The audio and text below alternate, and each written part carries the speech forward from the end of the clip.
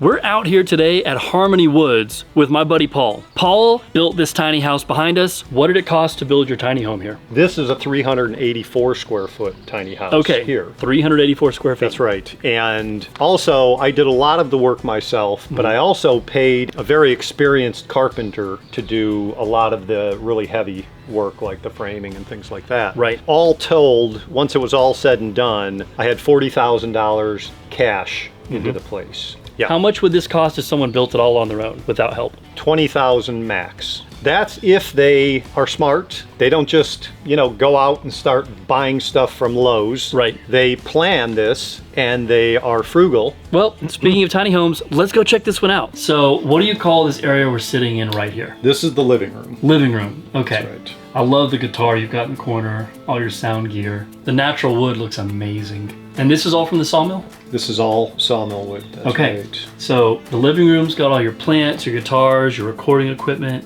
your window wall of plants. I love that. So we've got the living room, and I can see your kitchen from here. Do you want to give us like the just overview of the kitchen? Sure. Okay, this is the kitchen. The thing that I like most about this kitchen is the multi-function space right here, which you can see the bar stools underneath for dining. And it also gives you a huge amount of prep space. So one thing I see a lot in tiny houses is they'll have like a 2-foot area, then they'll have an appliance, then they'll have another 2-foot area, and then they'll have the sink. And the problem is if you're working on a big food project, like let's say you're canning food, well, you need a lot of space to do that. So that's why I love this is I think about 4.5 to 5 feet of space here. So that's a critical part of, especially if you're living simply and you're cooking a lot, you're gonna want some space to prep food. My next favorite feature is this kind of half-log, hand-built wood shelf here. And I got this for free from a local sawmill who gives these things away, which is crazy. It was a project to make it work just because you're dealing with a log instead of a flat piece of wood. So the cook station here, if you look close, you can see it's not the typical 24-inch wide countertop. And that's because we didn't have enough room. In order to get a 36-inch walkway, which you really need in a kitchen so that when you're opening a door, you're not banging up against the cabinet behind you. We just shrunk this down to 16 inches. It's perfectly fine. I've got my Instant Pot, I've got my cooktop, and I've got an air fryer here. Also have a range hood, they call this, and basically that keeps, filters out all of the odors from cooking. This whole kitchen, this is all hand built. None of this was, we didn't buy any cabinets or anything like that. And we put in this pantry, which works great for lots of storage, because storage is just a huge factor in any tiny house. And it's something that any tiny house builder should be thinking very closely about. Got my Berkey water filter. I've been using this for 20 years. I guess that's it for the kitchen. So what are your monthly expenses to maintain this place, Paul? I'm on grid with a off-grid backup system. Electric is my biggest expense. In the wintertime, it's probably $75 a month. Okay. In the summertime, because I don't like air conditioning and I like having my windows open, it's probably less than $50 a month. Okay. Taxes are crazy cheap here, around $100 a year. Wow, okay. Okay, so it sounds like your monthly utilities and expenses might be about $100-$120 tops? Oh, definitely not more than that. Awesome. So the other thing I wanted to mention about the living room is there are lots of windows, lots of glass in this space because I love to feel like I'm outdoors. The challenge with that is that in the wintertime, that's going to greatly increase your utility bill because all of that heat goes out the glass very easily. Especially this big sliding glass door here. What I did was I found some insulated shades on Amazon and I had to do some modifications. These shades just come down and they Velcro on the sides to seal the whole thing. These I think are like R7 or something like that. That's the insulated value. I could tell the difference immediately when I installed this. And it's a little bit of work because you have to, if you want to see the light in the daytime, you have to roll it up, and I made these little hooks and straps and stuff like that to keep the thing up there.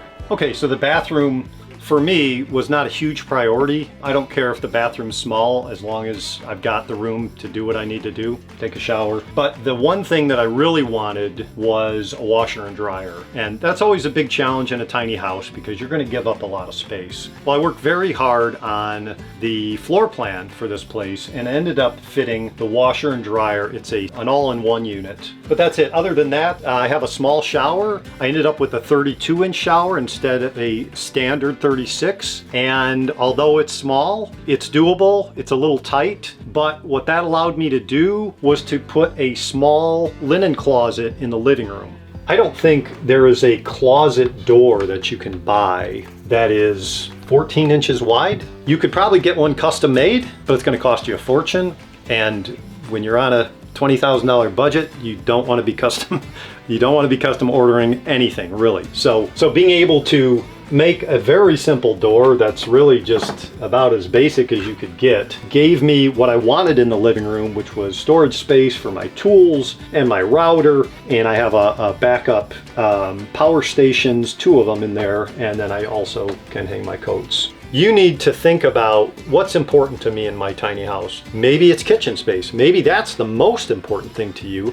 And so you sacrifice on a lot of other things so that you can have that big kitchen space. How much does your piece of land here, how much did that cost? That's a tricky question because the pieces that I sold off, are deducted from the overall price. Right. But if you figure in the deductions from the land that I've sold, the 7.5 acres, I believe, is what I have left, cost me about $15,000 to $20,000. And just to be clear about that, the $20,000 that I have invested into the land, that doesn't include the time I spent, which was a lot of time subdividing this property. Sure. Finding buyers, putting in utilities, right, putting in roads.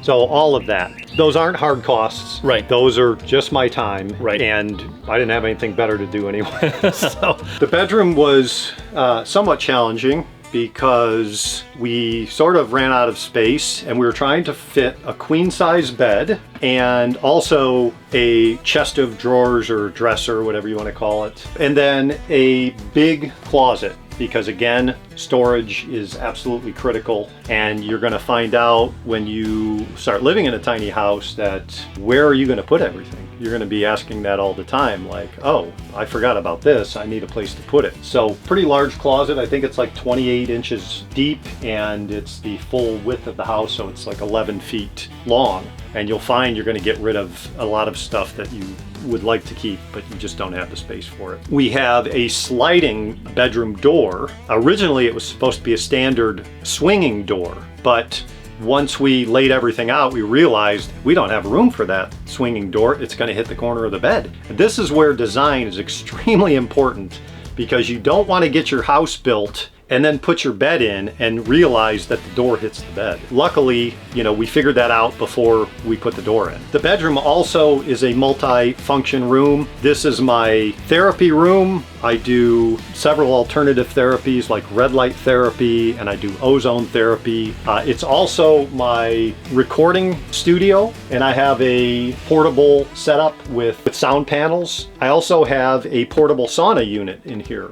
Trying to think outside of the box as far as what can I use this space for other than its main intended space is really, really important. Could you tell me a little bit about the workshops that you're wanting to put on out here to teach other people about how to do this? We're going to start off with some kind of basic overview of how to put together a small homestead like this. And we'll just cover, there'll be broad topics, and we haven't done a workshop yet, so we kind of need to test the waters and get feedback from people. Yeah. That's where we're going to start, and we're hoping to get these up and running very soon, like potentially even in June. Okay. If not July. We're going to try to make them as hands-on as possible, so you'll actually get your hands dirty. So I can learn about solar panels, chickens, tiny house construction, building a garden, how to catch rainwater, how to cook food without an oven, things like that.